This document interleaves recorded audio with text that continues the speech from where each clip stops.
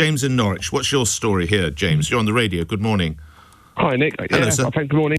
I agree with everything those previous two texts said, obviously about the offsetting of the costs, but also we're going to end up passing the cost on to the tenants. Ultimately, Of course. We're going to pass that cost on. Those people the two people in my properties are. One of them is a really good friend, and the other tenants have become friends. I keep the rent reasonable, so they're saving a nest egg to try and buy their own property, get on the ladder. By this, all they're going to do is they're going to stump that ability for them to buy their own property eventually. So I'm not a landlord, but I have family members, It seems to me to get tougher and tougher by the year. The EPC thing's going to be mental. It's going to be an Just explain what crazy thing. this is the certificate, the environmental certificate you have to get. Is that right? That's correct. So the government, but that's easy to obtain, obviously. But in 2030, every property is going to have to be a C-rated energy efficiency. So I've got one of my properties is like both of them are fairly new built within the last 10 years. Double glazing, loads of loft insulation. They're 10 years old, Nick. They're fabulous properties, and. Yeah, they'd only ever achieve as a C because they have to have solar panels. To beat C, you have to have solar panels. So anyone who sort of buys an older property like a Victorian townhouse, flips it to become a house, it's going to be an absolute nightmare for them to make that into a C-rated property. You're going to go down. You're going to some lovely streets in London, some glorious streets in London, and like where you're going to see an old rental property where someone's had to put double glazing in to try and meet the energy efficiency. So it's really tough. Why do you keep doing it? Lastly, James. At the moment, there is a financial gain to it. There is but that's entrepreneurship. That's what trying to be a business owner is. It's not illegal to make money out of a property. No, I totally agree. No. As I always say, I'm not for the Rachman style, but I am on the side of landlords. Of course, I am.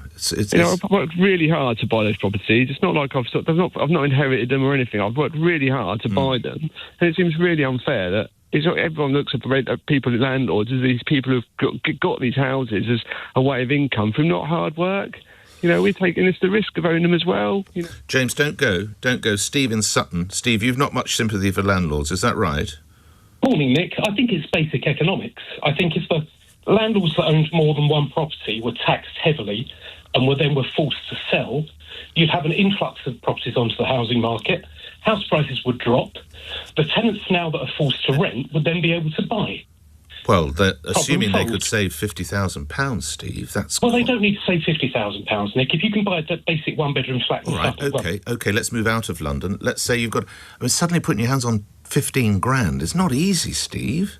Well, no, but 15 grand's a lot easier than 50, Nick, and they could spend more than 15 grand in rental in a year. Well, let's put that to a landlord. You should be taxed even more. James, what would you say to Steve?